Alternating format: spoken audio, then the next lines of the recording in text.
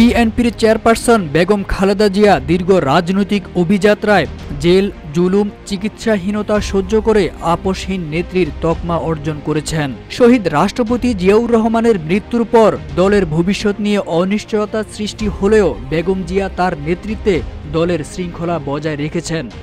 জনগণের গণতান্ত্রিক অধিকার প্রতিষ্ঠায়ও দৃঢ় ভূমিকা পালন করেছেন।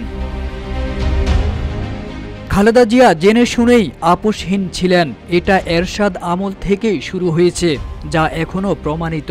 দেশি বিদেশি একাধিক বিভিন্ন প্রস্তাবও এসেছিল, রাজনীতি ছেড়ে দিলে বা বিদেশে চলে গেলে তাকে শাস্তির আওতায় আনা হবে না, তারপরও মাথা নত করবেন না বলে সে সময় মন্তব্য করেছিলেন বেগম খালেদা জিয়া। ১৯৮১ সালে দলের নেতৃত্ব গ্রহণের পর খালেদা জিয়া একদিকে দল সংগঠিত করেন, অন্যদিকে সামরিক শাসক এরশাদের বিরুদ্ধে আন্দোলন করেন।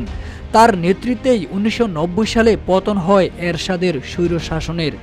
১৯৯১ সালের জাতীয় সংসদ নির্বাচনে বিএনপি বিজয়ী হয়ে বেগম খালেদা জিয়া বাংলাদেশের প্রথম নারী প্রধানমন্ত্রী হিসেবে শপথ গ্রহণ করেন। বিশ্লেষকরা মনে করছেন, রাজনৈতিক যাত্রায় খালেদা জিয়া বাংলাদেশি জাতীয়তাবাদ প্রশ্নে এক চুল ছাড় দেননি, কোনো ভয় বা লোভের কাছে মাথা নত করেননি, শত অত্যাচারেও মাতৃভূমি ছেড়ে যাননি। গণতন্ত্র ও ইসলামী মূল্যবোধের প্রশ্নেও বারবার নিজেকে দৃঢ় প্রমাণ করেছেন বেগম জিয়া। আইনজীবীরা জানান, ২০১৪ সালে ক্ষমতায় আসার পর আওয়ামী লীগ সরকার বেগম খালেদা জিয়ার বিরুদ্ধে বিভিন্ন মামলা দায়ের করে, যার মধ্যে উল্লেখযোগ্য ছিল জিয়া অরফানেজ ট্রাস্ট ও চ্যারিটেবল ট্রাস্ট মামলা। ২০১৮ সালের ৮ ফেব্রুয়ারি তাকে বিশেষ জজ আদালত ৫ বছরের সশ্রম কারাদণ্ড প্রদান করেন, যা পরে উচ্চ আদালতে বেড়ে ১০ বছর হয়।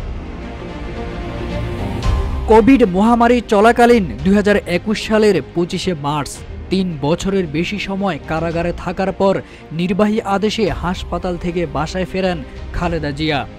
এরপর হাসপাতাল থেকে বাসা আর বাসা থেকে হাসপাতালে আসা যাওয়ার মধ্যেই কেটেছে প্রায় ৪ বছর।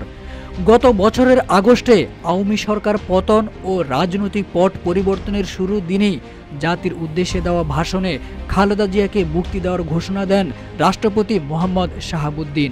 চলতি বছরের ১৫ জানুয়ারি খালেদা জিয়ার সাজা পূর্ণাঙ্গভাবে বাতিল হয়। এরপর আপিল বিভাগের রায়ে খালাস পান সাবেক এই প্রধানমন্ত্রী।